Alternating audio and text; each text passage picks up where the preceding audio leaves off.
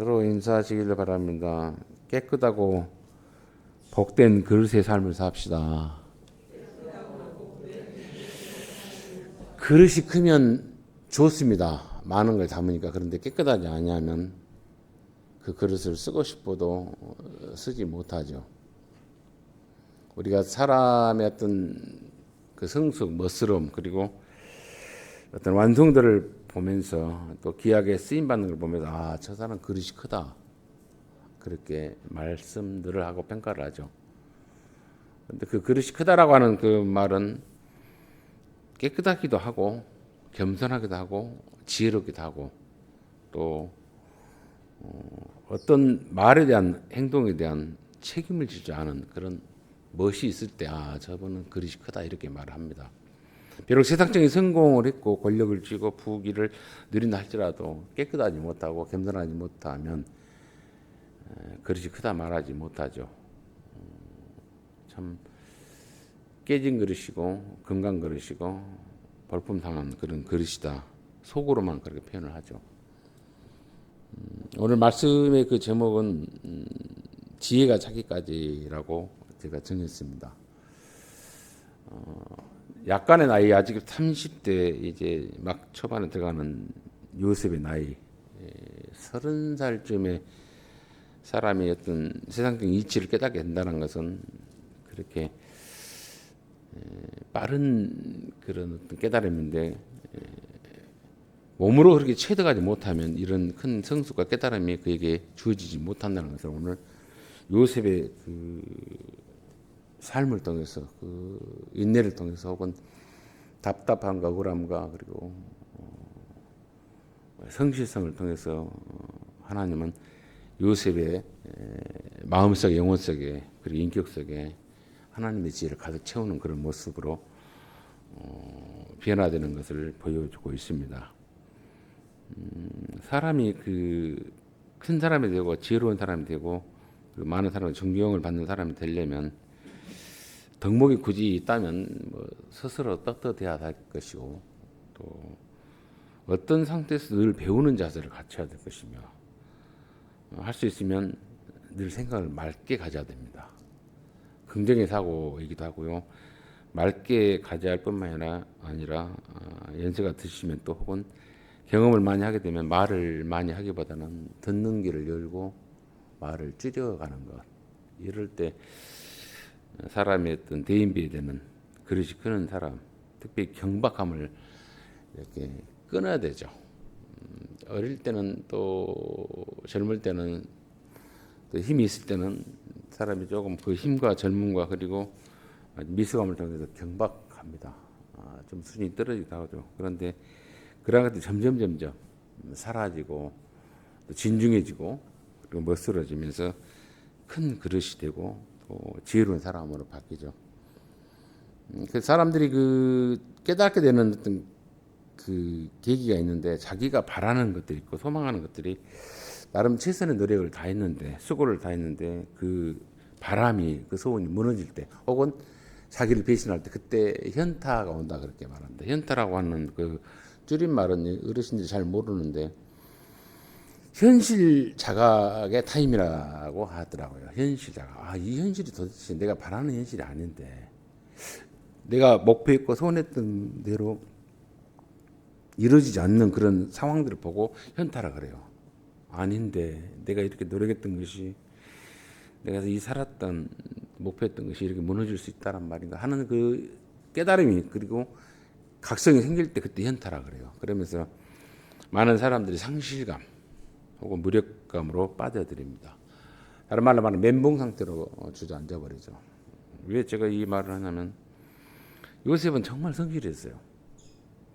최선을 다했습니다. 원망도 불평도 의심도 하지 않았습니다. 그러면서 노력을 했어요. 신실했습니다. 자기가 요구할 만한 그런 어떤 그 정보도 혹은 도움도 제공했던 사람이 요셉이었어요. 알 수 없는 참 인생의 꼬임으로 인해서 해석할 수 없는 그 답답함으로 인해서 무기수라고 하는 그런 어떤 감옥에 갇히는 억울함 속에서 버림 속에서 그리고 배신 속에서 사람들이 잊혀짐 속에서 그렇게 살아야 했던 그 요셉은 결코 자기 자신에 대한 어떤 원망이랄지 혹은 또 무력감에 상실감에 주저앉지 않고 있다는 것을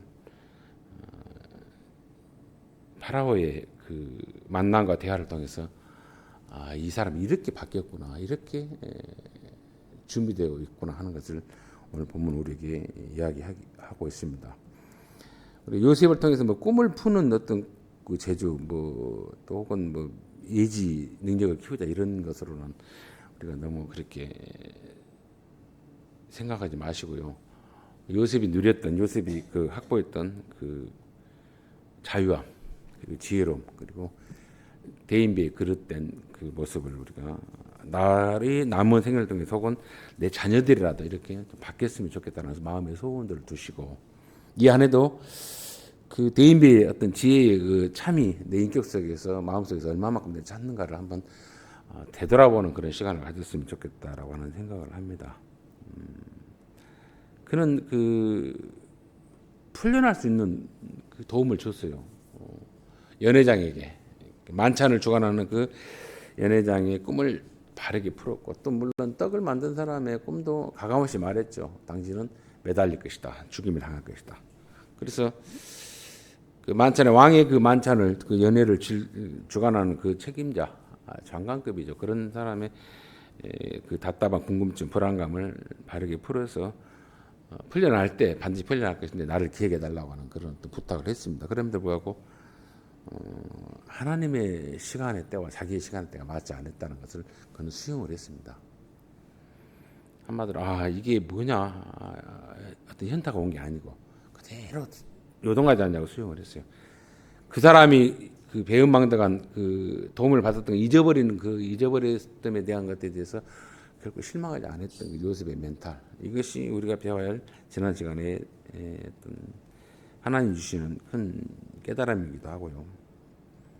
아직은 때가 아니라는 것을 그가 수용하고 있었고 또 받아들였죠. 근데 만에 하나 연회장이 은혜를 덧입었던 그 연회장이 그 사람의 꿈풀이로서 자기가 풀려났던 것을 기억하고 보호의 차원에서 요셉을 풀어주고 요셉을 자유롭게 했다면 요셉은 아마 고향으로 갔던지 아니면 애굽에서 탈출해 갈지도 몰랐어요. 그러니까 돌아보면은 그렇게 그 사람의 생각, 그 사람이 요셉에게 입었던 보훈을 잊어버리게 한 것도 하나님의 섭리였다는 것. 하나님이 간섭하고 있고 붙잡고 있다는 것이에요. 그 생각을 망각하게 하는 것도.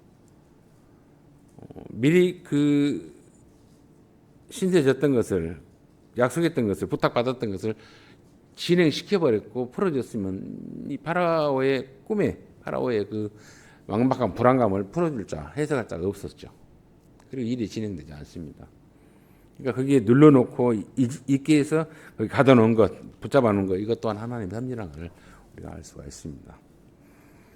2년 전에 그 자기의 문제를 풀어줘서 풀렸던 그것을 잊고 살았던 그 잊어버린 것이 잊어버린 게 아니라 오히려 하나님의 알 수 없는 그 계획의 일환이었다 하는 것.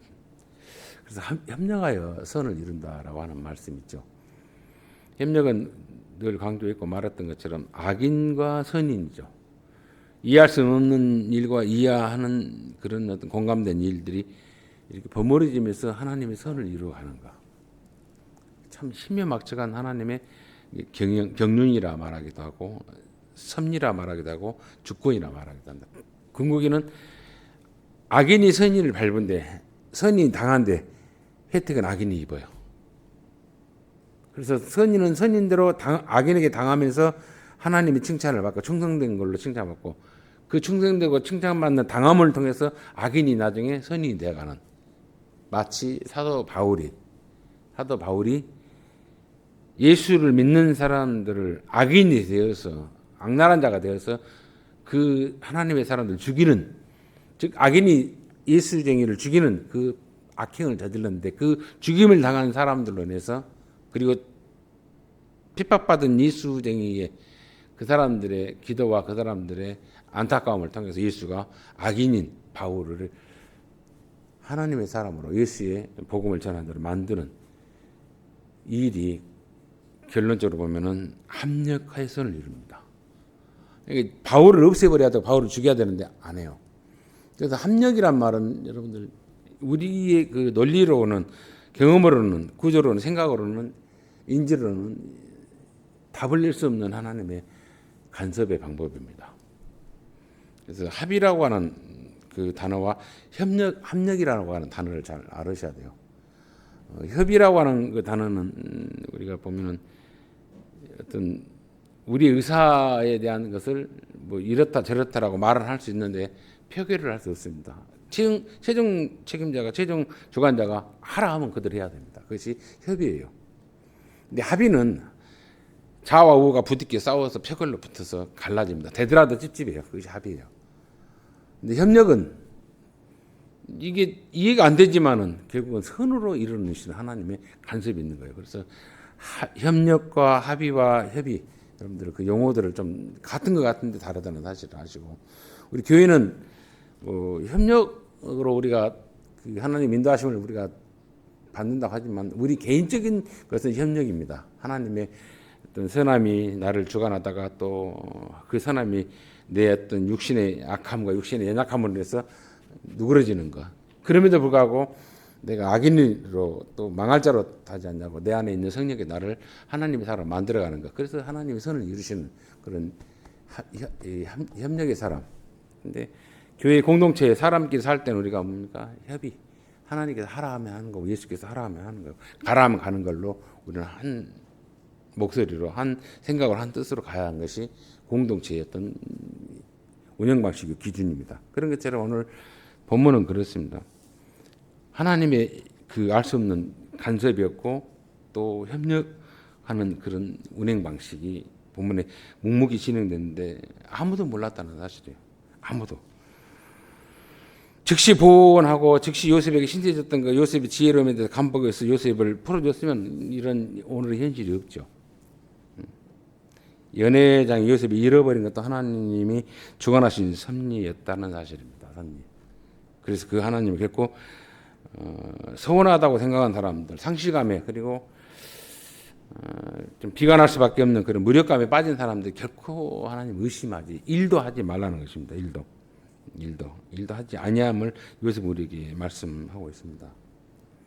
그런데 때가 되니까 하나님의 때가 되니까 파라오에게 희한한 꿈이 파라오에게 정말 하나님의 간섭하시는 그런 이해할 수 없는 그리고 우리는 알겠어요 어떤 뜻인지 근데 당시 그들에게서는 이해할 수 없는 꿈이 꾸어지는 일이 진행된다는 것을 오늘 본문은 길게 우리에게 소개했습니다. 두 종류의 꿈을 꿨어요. 살찐 암소 또 풍성한 어떤 그 열매 맺는 그 가지 그리고 흉측한 소 또 말라 비틀어진 그런 가지 이게 두 번씩 이렇게 꿈을 꿔줘요. 두 번에 항상 성경에서 반복되어서 꿈이 되고 어떤 일이 진행되는 것 이건 반드시 이것은 진행된다는 사실이에요. 이건 물을 수 없다는 걸 이야기합니다. 성경의 어떤 그 구조가 성경에서 말하는 구조가 그래서 그걸로 인해서 이 파라오가 마음이 번민이 심해서 애굽의 모든 현자들입니다. 여기 보면은 현자들이라고 하는 현자가 아니라 박사들이죠. 꼼쟁이들이라 하는데 그 나름 지휘자들입니다. 그래서 해석하는 사람들을 불렀는데 그 파라오의 꿈에 대해서 해석을 못하고 오히려 답을 제시 못하니까 두렵고 잘못 말했다가는 잘못했다가는 목이 달아날 판이 아니겠습니까? 그런데 두려워서 제대로 답을 주지 못합니다. 얼음 잡아서 말도 못하고 자기 어떤 경험에 의해서 말도 못하고 그래서 말을 못하고 답을 주지 못하니까 더 힘들어하죠. 더 고통스러워하죠. 그것을 옆에서 만찬을 주관하고 왕의 즐거움을 또 기름짐으로 제공해서 연회를 주관하는 사람이 보고 밥맛도 없지 술맛도 없지 즐거움도 못 누리는 그 모습을 보고 왕에게 그 술맛도 가는 양이 고백을 하죠. 내가 어떤 큰 잘못이 저지러진 일이 있고 부덕한 일이 있습니다. 라고 2년 전에 사건을 이야기를 합니다. 이게 때가 되니까 이렇게 먼저 연회장이 자기가 얼마나 큰 잘못했고 은혜 입었던 자기가 얼마나 큰 안타까움을 제공했던 걸 알게 된다는 사실이죠. 왕에게 고백을 하겠습니다. 요셉에게 하지 않아요. 왕에게 합니다. 그게 구절이죠. 술 맡은 간원장이 연회장입니다. 모든 만찬 왕의 즐거움과 기쁨을 제공하고 주관하는 그 사람이 너무 뭐 즐거워하지 않고 만찬도 않고 고민에 빠져 있으니까 또 다른 사람들이 와서 그걸 풀지 못하는 걸 은혜에서 힘들어하니까 그에게 말하죠. 파라오에게 이르되 내가 오늘 내 죄를 기억합니다. 무슨 죄입니까? 은혜를 덧입었지만 내가 은혜를 갚지 못했던 수수방관했던 그런 참 못난 짓을 내가 고백합니다. 그러면서 파라오에게 제가 큰 노여움을 사고 어떤 당신의 권위에 당신의 어떤 생명에 유업을 했던 혹은 그 음모에 내가 빠졌던 일로 인해서 춘희대장의 집에 있는 감옥에 갇혔던 그때 우리를 가두셨을 때 떡 맡은 간원장과 만찬을 주관한 나에게 꿈이 꾸어졌는데 그 꿈을 정말 명쾌하게 풀어준 사람이 있었습니다. 그런데 그 사람이 이름은 전 모르지만 히브리 사람이라 그렇게 표현합니다. 신리대장에 종된 히브리 청년이 우리와 함께 있기를 우리가 그에게 우리의 번민, 우리의 꿈의 이야기를 했더니 그가 해석한 대로 해석되어지고 나는 풀렸고 복직됐고 또 떡 맡은 사람은 매달려 죽었습니다. 라고 하는 그 꿈을 잘 풀어준 사람의 이야기를 합니다. 그랬더니 14절 이런 표현을 하죠.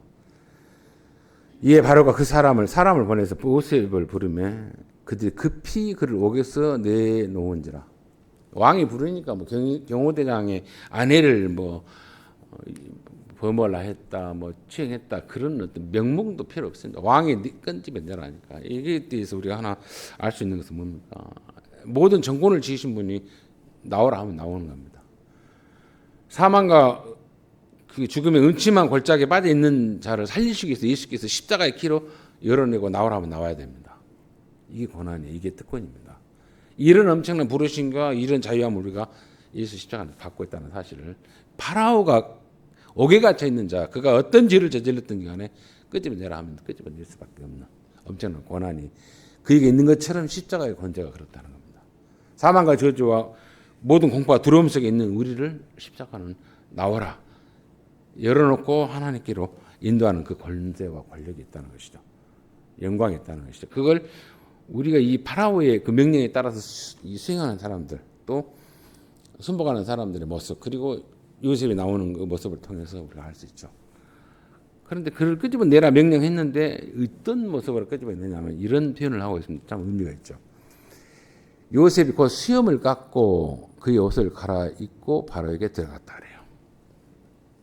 애굽의 사람들의 그 모습을 보면은 그 파라오만 이렇게 길게 수염 같은 거 하나 달고 나머지는 다 이렇게 다른 사람들은 수염이 없습니다. 이게 권위의 상징. 근데 히브리 사람이나 다른 사람들은 수염을 이렇게 더불어 길고 이렇게 깎아하지 않아요. 그 어떤 모습이. 그래서 수염을 깎고 옷을 갈아입혔다 그래요. 이것이 뭘 말하냐면 이걸 말합니다. 앞으로 요셉에게 있어서 신분 변화예요. 옷을 갈아입혔다는 것도 어떤 대반전의 변화가 있다는 것을 상징하는 그런 모습이에요. 그걸 지금 14절 우리에게 보여줍니다. 그에게 있어서는 이제 모든 문제는 모든 삶의 반전은 그리고 풀림이 이 수염을 깎고 옷을 갈아입은 걸로 인해서 오늘 성경에 있는 기자는 성경에서 이 말씀 우리에게 말하죠. 그래서 이 요셉에게 있어서의 그 모습을 바꾼 것 이걸 보면서 우리가 아무리 어렵고 힘들더라도요 우리의 마음의 옷을 늘 그렇게 갈아입고 깨끗이 하는 것. 그러니까 이런 생각을 합니다. 좌절하고 절망하고 상실해 있지 말고요. 내가 여기서 이렇게 멈추고 여기서 내가 꼬인 것이 아니라 어느 때가 되면은 반드시 내가 풀릴 것이고 반드시 내가 일어설 것이고 반드시 내가 설 것이다. 쓰임 받을 것이다. 라고 하는 생각을 늘 그 생각을 밝게 가지셔야 돼요. 생각을 밝게 한다는 것이 깨끗이 면도한 것처럼 옷을 의복을 입는 것처럼 내 마음을 늘 어떻게 합니까? 단장을 해야 돼. 단장을. 요셉은 지금 왕의 명령을 받아서 이끌림 받으면서 면도를 했고 옷을 갈아입었던 것처럼 우리는 늘 우리의 마음속에서 그것이 지혜가 충충한 사람 그리고 큰 그릇으로 쓰임받은 사람들의 그 세심한 멘탈입니다. 명품 옷을 입으라는 것이 아니라 깨끗한 옷을 입고 나를 스스로 치장할 수 있는 그리고 용모를 가꿀 수 있는 그런 마음의 자세들. 꾸질꾸질한 거 그거 뭐 나쁜 건 아니에요. 그런데 꾸질꾸질하지만 깔끔한 것도 있잖아요. 깨끗하게 하는 거. 냄새 안 나게는 할 수 있잖아요. 단정하게 할 수 있잖아요. 그것이 말이든 그 행동이든 혹은 겉모습이든 나이가 들면 들수록 곱고 아름답고 멋있게 익어간다 그러잖아요. 채워간다 그러잖아요. 그래서 배울 덕목이 많아야 된다는 것이죠. 그게 예수를 믿는 오랫동안 상실감이 있고 무력감에 빠질 수밖에 없는 그런 삶에 있는 요셉에게 지금 오늘 왕이 불렀을 때 그렇게 그런 갈아입고 면대를 하고 그 앞에 이끌림을 받았습니다. 그리고 그 이끌림을 받은 모습으로 인해서 15절에 이런 표현을 했죠. 왕이 칭찬을 합니다. 파로가 요셉에게 말하되 내가 한 꿈을 꾸었으나 그것을 해석한 자가 없었다. 이 답답한 이 변민을 해결할 자가 없었다. 그런데 너는 꿈을 들으면 능히 푼다 하더라 라고 내가 전해 들었다 라는 그 요셉에 대한 칭찬을 말하죠. 내가 꿈을 꿨는데 그 꿈을 풀 자가 이 애굽에 이 천하에는 없었다. 박사와 현자들 점술가들이. 그래 너는 내가 들어보니 나의 만찬과 즐거움을 제공하는 자가 내게 말하기를 너는 꿈을 들으면 그 꿈을 능히 푼다 하더라. 명쾌하게 푼다 하더라. 라는 내가 너에 대한 능력을 그 꿈에 대한 모든 해석을 궁금증 없이 해결한다는 말을 들었다라고 요셉에 대해서 요셉의 능력에 대해서 인정을 하죠. 근데 요셉이 거기에 대해서 이렇게 말합니다. 요셉이 바로에게 대답하여 이르되 내가 아닙니다. 그래요. 이게 지금 하나님의 영이 하나님의 사람을 큰 그릇이 된 사람의 정직한 고백이에요. 멋이에요. 내가 아니라 하나님께서 바로에게 편안한 답을 주실 것입니다라고 해요. 그러니까 이 파라오가 누구냐면 여러분들 태양신의 아들입니다. 파라라는 말은 누구의 아들이에요? 태양의 아들이면 태양의 즉 존재, 태양의 신이라 이 뜻입니다. 그러니까 이름이 아니에요. 파라오. 태양의 아들이면 태양 그 당신은 신적 존재입니다. 라고 하는 사람 앞에서 뭐라고 합니까? 당신의 신, 당신의 능력이 풀지 못한다고 그렇게 말하죠. 하나님이라는 그 실존의 존재를 그 태양신 우매한 사람들에게 어리석은 사람들에게 스스로 빛을 발한다는 태양의 그 존재 속에 산다는 사람들에게 어둠 속에 갇혀 있는 그 부족함을 그리고 어리석음을 그리고 막막함을 하나님이 풀어내신다라고 선포해 버리죠. 그게 오늘 요셉이 하는 거죠. 그리고 꿈을 풀어서 총리가 된 게 아니에요.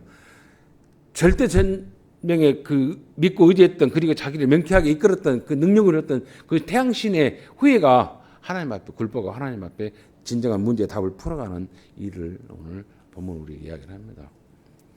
그 연초 연말 뭐 되면은 뭐 점쟁이들 뭐 점술가들 혹은 뭐 나름대로 신을 부리고 뭐 이 점을 치고 뭐 명리학을 통해서 뭐 사주로 뭐 갑자를 통해서 막 하는 분들이 있어요. 뭐 그럴싸하게 맞히고 그래요. 맞은다 한들 어쩐다는 겁니까? 그 맞춰서 그렇게 우선 눈에 보이는 일, 눈에 보이는 어떤 사건들, 바람들 잘 풀려서 자기 원하는 대로 그래서 귀신의 도움으로도 풀렸다 해요. 그래서 그 결과가 그렇게 살다가 늘 어려울 때마다 귀신의 도움을 받아서 뭐 점쟁이 도움을 받아서 그렇게 부적을 파고 뭐 돼서 잘 풀려나간 걸로 해서 우리가 인생이 끌려가면 되겠습니까? 그 정도로뿐이 안 되겠냐고요. 우리가 그런 어떤 그 잡스러운 그런 어떤 뭐 점을 친 뭐 그런 사람들하고 뭐 비하하고 싶지 않아요. 그렇게 묻고 살아라 그러니까 냅두시고 거기에 내 그 인격을 내 마음을 내 영혼을 뺏기지 말라 이겁니다. 왜 우리는 육신의 것으로 사는 자가 아니에요. 마치 태양신의 아들이 태양의 후예라고 하는 사람이 그 존재가 존경을 받았던 절대 권력의 사람이 오리무정이 됐어요. 그의 가신에서 그로 인해서 그 혜택을 받았던 모든 현자들도 점성할 때 완전히 답을 내지 못합니다. 이것이 인생들이 가진 세상의 권력을 가진 자들의 한계라는 것을 이야기를 합니다. 오직 하나님께만 모든 문제를 풀어낼 수 있고 모든 편안함이 그에게 있다는 것을 요셉이 이야기를 하죠. 그러니까 요셉이 총리로서 뭐 얼마나 정치를 잘했네 뭐 이렇지는 않아요. 하나님이 누구라는 걸 증언합니다. 당신이 믿는 태양신이 당신이 믿는 어떤 신이 도움을 주는 어떤 절대자가 아니라 하나님 외에는 없다는 걸 이야기합니다. 명쾌함을 평안함을 준 자가 없다라고 요셉은 당당하게 해버립니다. 감옥에서 이제 막 끌려 나왔습니다. 어린 길에서 뭔 소리인지도 모르고 면도하고 옷 갈아입고 왔는데 지금 그렇습니다. 급변의 것이 아니에요. 준비되어 있어요. 어디에서든지 내가 하나님을 증언할 수 있는 자로 그는 키워졌다는 것을 이야기하죠. 그것이 단순히 여기서만 말한 게 아니고 어디서 말합니까? 앞에 보면은 이런 표현을 하잖아요. 39장 9절에 보면은 유혹하는 여자가 있어요. 유혹하는 여자. 그 여자 때문에 참 힘들게 됐죠. 이 집에는 나보다 큰 이가 없으며 주인이 아무것도 내게 금하지 아니하였어도 금한 것은 당신뿐이니 당신은 그의 아내입니다. 당신은 그의 아내입니다. 그런즉 내가 어찌 이 큰 악을 아내이니까 범죄 아니라 악을 하나님 앞에 내가 행했다 그래요. 당신은 당신의 주인의 아내이고 나는 당신이 요구하는 걸 들으면 나는 당신은 좋을지 몰라 나는 하나님 앞에 악입니다. 악을 지고 저주를 받을 짓을 한 겁니다. 라고 자기의 시작의 존재와 그리고 삶의 마침을 하나님으로 두고 있어요. 또 나가서 우리 40장 8절에 보면 그런 표현을 했잖아요. 꿈을 풀어줬던 그 간원장에도 이런 말을 합니다. 그들이 그에게 이르되 우리가 꿈을 꾸었으나 이를 해석할 자가 없다. 요셉이 그들에게 이르되 해석은 하나님께 있지 않냐합니까? 그래요. 내가 나름대로 명쾌하고 나름대로 지혜가 있어서 푸는 게 아니라 해석은 편안함을 바른 답은 하나님께 있습니다. 그러니까 범죄의 요구에서도 나는 하나님 앞에 악을 저지를 수 없고 꿈을 푸는 것까지라도 나는 하나님에 대한 모든 그러니까 시작과 그리고 과정과 결론이 하나님이에요. 그리고 그것이 키워졌던 것이 마침내 파라오에게 그렇게 말합니다. 하나님이 당신을 평안케 하십니다. 당신의 어두움을 당신의 불안함을 변면을 제거할 것입니다. 라고 하나님을 소개하는 거예요. 당신을 숭배하는 파라오 앞에서 굴하지 않고 당당히 하나님의 실존을 증언하는 것. 이게 요셉이 보여주는 뭡니까? 대범함이고 대인배의 모습이고 당당함이에요. 이것이 총리 이상의 것에 어떤 증언이라는 것이죠. 그래서 그 파라오가 자기가 믿었던 그 신이 아니라 그 태양이 진정한 자기의 모든 걸 준 게 아니라 하나님이 누구냐는 걸 알게 됩니다. 그래서 성경은 늘 창세기 끝나기까지 뭡니까? 하나님에 대해서 이야기돼요. 하나님 누구다? 하나님 주관자, 하나님 창조주다. 우리가 하나님의 영광이라고 하는 말을 우리가 가끔 잘 쓰죠. 하나님께 영광을 돌린다. 하나님의 영광을 위해 살자. 막 그런 말을 막연히 합니다. 뭐 그럴싸해요. 뭐 하나님 영광 어떻게 돌리자는 겁니까? 구체적으로 이야기를 하면 못해요. 그냥 하나님 영광이에요. 이렇게 말하는데 그렇게 막연하게 우리가 하나님 영광에 대한 단어를 우리가 그렇게 두리뭉실하게 인지하고 말 못하는 그런 어리버리해서는 안 된다는 사실이에요. 요한복음에 보면은 9장에 보면 그런 그 한 예가 있죠. 하나님의 영광이 그를 통해 나타난다라고 하는 예수님의 그 선언이 있었습니다. 그게 9장에 보면은 날 때부터 볼 수 없는 소경이었어요. 맹인이었어요. 그는 보지 못한 걸로 해서 많이 힘들었습니다. 안타까웠고 답답했어요. 근데 보지 못한 걸로 인해서 그가 얼마나 답답한지 혹은 깝깝한지는 몰라. 왜? 본 적이 없기 때문에. 우리가 시력을 학보고 아름다운 걸 봤다가 시력을 잃어버리면 많이 답답하잖아요. 깝깝하지 살기가 막막하잖아요. 그런데 아예 처음부터 뭐 모르고 살면 모르는 것도 그것도 불편한지도 모르고 살아요. 적응하게 돼 있습니다. 인체는. 근데 들려오는 소리가 귀는 발달돼서 자기에 대한 비난과 조롱이 들려옵니다. 내가 시력이 없는 걸로 맹인으로 태어난 것이 지 죄다 혹은 부모의 죄다라고 하는 흉보는 소리가 들려옵니다. 내가 무슨 죄를 저질렀을까? 뭔가 큰 잘못했을까? 우리 집안이? 청각은 발달된 게 들려오죠. 그래서 다 같은 맹인이었으면 다 같이 안 보는 사람이었다면 죄인이다 수군거리는 조롱거리가 들리지 않잖아요. 그런데 자기가 신체적인 어떤 결함이 있어서 문제가 있는 걸로 인해서죠. 죄인이다 뭐 부모의 죄다 수군거리는 심지어 제자들까지 당시 사회 공동체 종교에 있던 그 가르침이 죄를 저질렀기 때문에 불구로 태어났다 못 보게 됐다 이렇게 말한단 말이에요. 그리고 참 사람들이 연약하니까 좀 이렇게 멘탈이 연약하니까 길이 가다가 뭐 엎어지고 물팍 깨지면 아이고 내가 뭐 죄를 잘못했는가 보다 이렇게 생각하지 절대 그러지 마십시오. 자기가 잘못해서 그 상해 입은 거지 죄 저지른 거 아니에요. 그냥 힘이 없어서 그냥 약해서 어쩌다 보니 돌부리 거기서 넘어졌지 뭐 잘못해서 그런 거 아니에요. 그걸로 인해서 내가 뭐 회개하고 울고 불고 해봐 그 의미 없는 거. 조심하면 됩니다. 그건 상식적으로만 받아들이면 돼요. 그걸 뭐 죄를 저질러서 내가 이런 일이 있었는가 보다 이렇게 생각하지 마십시오. 그럴 수 있어요. 그러니까 무슨 막 이걸 원인 인과결로 어떤 원인과 결과를 통해서 내가 무슨 문제가 있었으니 이렇다라고 그렇게 자기를 막 그렇게 이상한 쪽으로 미신적으로 몰고 가지 말라 이거죠. 근데 당시 종교의 그 공동체는 뭡니까? 소경으로 태어난 건데 성질나 죽겠는데 화가 난데 너무 답답한데 짜증난데 들려오는 소리가 저 제 뱃속에서 혹은 지 부모의 집. 이 소리 들으면 얼마나 사람이 그냥 더 상실이 많이 됩니까? 그런 사람에게는 뭐 사회적인 어떤 진척도 없죠. 그리고 공동체도 못 들어와요. 왜? 불구자는 들어오지 못하게끔 규칙을 만들었기 때문에. 뭔가가 하나님 앞에 흠이 있고 저도 받았다라고 하는 상징의 어떤 모습이었어요. 근데 그렇게 상징을 하고 그렇게 평가를 하고 그렇게 조롱했던 사람들은 눈을 떴냐? 아니에요. 그 사람들은 더 눈 떴지만 생물학적 눈을 떴지만은 하나님 앞에 눈을 감은 하나님의 진정한 사랑과 공의와 그리고 영광에 대해서 모르는 자들이에요. 그래서 예수님께서 하시는 말을 제자들이 물어요. 누구의 제자냐고 물습니다. 저 사람의 제자, 부모의 제자 할 때 하나님의 영광을 나타내기 위함이라고 할 때 그 영광을 어떻게 나타내냐 이거죠. 진흙으로 눈을 발라서 실로암 가서 씻고 닦고 오니까 눈이 뜨니까 생물학적으로 눈이 치료받으니까 영광이다? 아니에요. 병은 누구에게? 의사에게. 약은 약사에게. 영적인 눈은 뜨는 것은 누구 진리와 복음으로 그런데 뜸으로 인해서 어떤 사람이냐면 그 사람이 바뀐 겁니다. 어떤 권력과 어떤 그 압박과 어떤 그 손해가 있다 할지라도 당당해진 겁니다. 쫄지 않아요. 굴지 않아요. 두려워하지 않아요. 어떤 비난과 조롱에서도 흔들리지 않습니다. 그게 뭡니까? 한 사람이 완전히 눈을 뜨고 각성되고 변화되는 걸 보고 뭐라 그래요? 하나님의 영광이 그 속에서 그 인품 속에서 드러나구나. 이게 영광이에요. 그 사람의 눈이 떠져서 뭐 변화되어서 그리고 고쳐져서 뭐 장사를 하고 뭐 사업을 하고 종교였던 지도자가 이게 아니에요. 여전히 그는 가난하고 보잘것 없어요. 그런데 뭘로 그가 하나 영광 드리냐면 예수는 누구다? 내가 몰랐는데 알고 보니 예언자였다. 더 깊이 묵상해 보니 그는 나를 뭐요?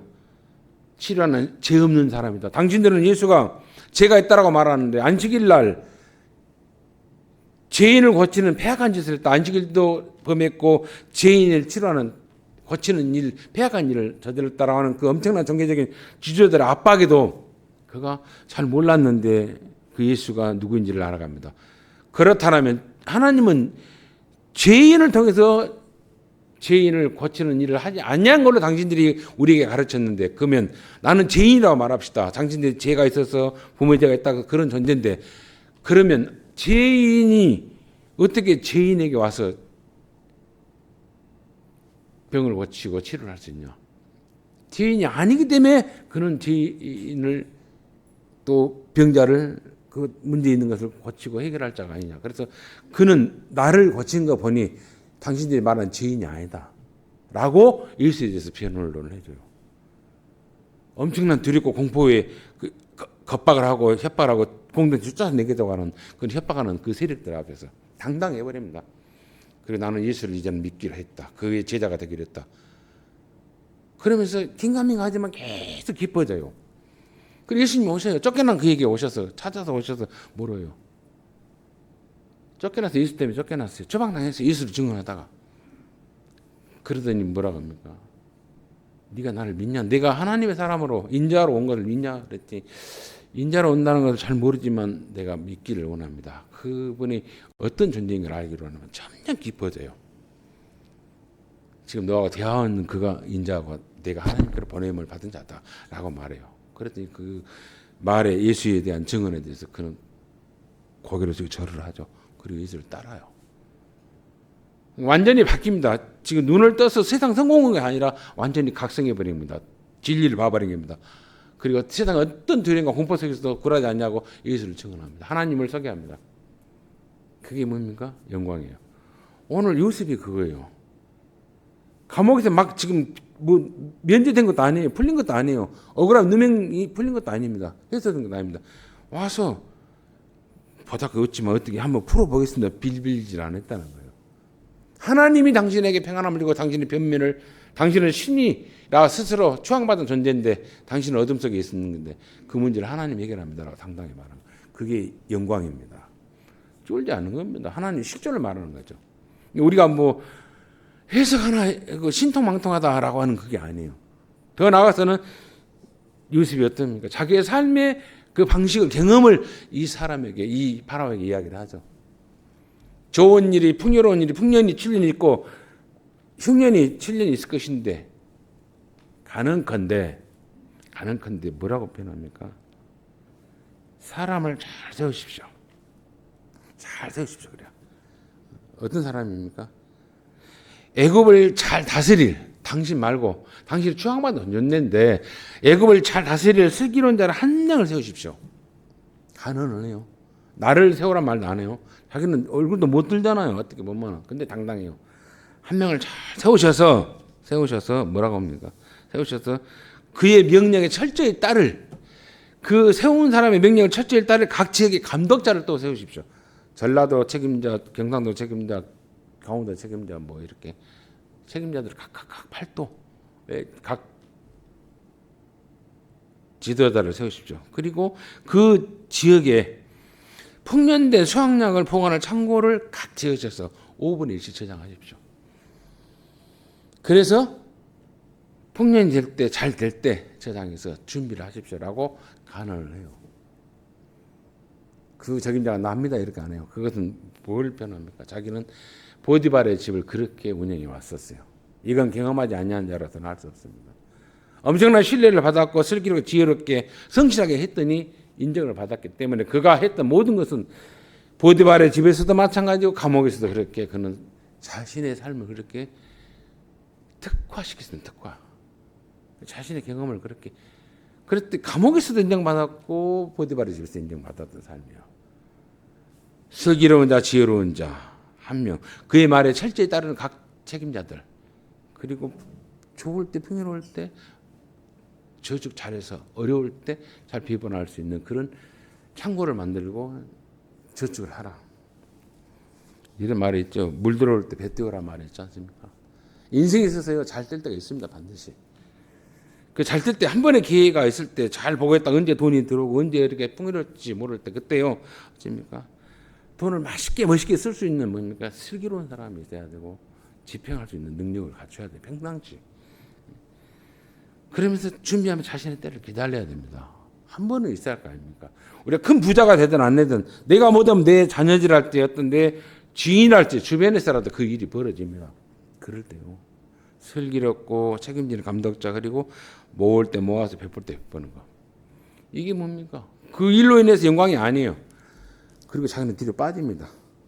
나에게 뭐 이 고난을 저라 말 안 해요. 요셉의 지혜와 유능함은 그에게서 나온 것이 아니라 하나님 주신 지혜의 통찰력과 경험에서 말합니다. 한 사람을 세워할 때 자기를 증거하지 않았다 그랬습니다. 파라오의 가신중 앞에서 파라오의 당신의 그 주변의 사람들 중에서 정말 이 일들을 진행할 만한 14년 동안의 그 기간 동안에 7년의 풍년이 있고 7년의 흉년이 있을 때 가장 지혜로운 자를 써서 잘 다스리십시오.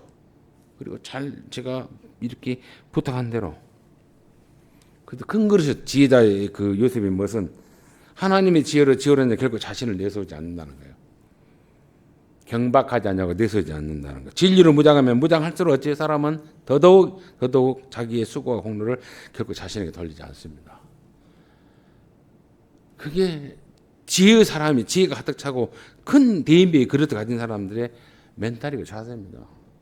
다만 하나님의 도구였습니다. 그 손에 붙들림 받았고 그 손에 내가 이끌림 받았습니다라고 고백하고 오직 공동체입니다. 공동체. 내가 아니라 하나님께서 나를 통해서 공동체예요. 공동체. 우리 가정 어떤 내가 기관을 혹은 부딪히는 그리고 입하고 하는 그 어떤 산업체 만나는 사람들의 어떤 그 관계 그 속에서의 평안입니다. 우리의 답답한 변민 그리고 막막함을 편안히 풀 수 있는 하나님입니다. 그 대연의 역할을 해야 돼. 누가? 도구가 된다는 지혜의 사람이. 그리고 사람을 살리는 일에만 몰두해야 돼요. 사람을 살리는 일에만 몰두해야 돼. 사람을 험담하고 사람을 죽이는 일이 아니라 사람을 살리는 일. 그 살리는 일이 뭐겠습니까? 내 있는 재산으로서 나를 풍요롭게 하는 부귀영화 그걸로 살린 게 아니에요. 눈뜬 소경은요. 자기 자신을 통해서 이야기를 합니다. 우리는 이렇게 살아야 한다. 이제는 눈을 떠야 됩니다. 내 생물학적 눈이 벗어진 게 아니라 내 영혼의 눈을 띄고 나는 예수를 어떤 상황에서도 증언하는 데 멈추지 않겠습니다. 하나님의 나라가 실존이 있음을 내가 멈추지 않겠습니다. 부끄러워하지 않겠습니다. 나는 커밍아웃 하겠습니다. 그래서 많은 잠자는 눈 감은 영혼들에게 하나님의 나라를 보고 하나님을 알게 하는데 그 통치를 받게 하는데 내가 친히 불쏘시가 되겠습니다. 라고 하는 삶의 변화, 반전, 이것이 영광이에요. 이런 삶은 돈이 있든 부귀 영화가 있든 없든 관계치 않아요. 아무리 여러분들이 우리 교회에서는 권사님, 지사님, 장로님 하더라도 어디 가서 보면은 식사했을 때요. 부끄러워서 식사 못한다 그러고 하지 말고 여러 거라도 주십시오. 아시죠? 하고. 그리고 부끄러우면은 주님 내가 말 못해서 창피해서 기도 못했는데 여러 거라도 했습니다. 이렇게라도 하시라고요. 당당하십시오. 누구로? 예수로 당당하시고 예수를 증언하는 일을 부끄러워하지 않냐고.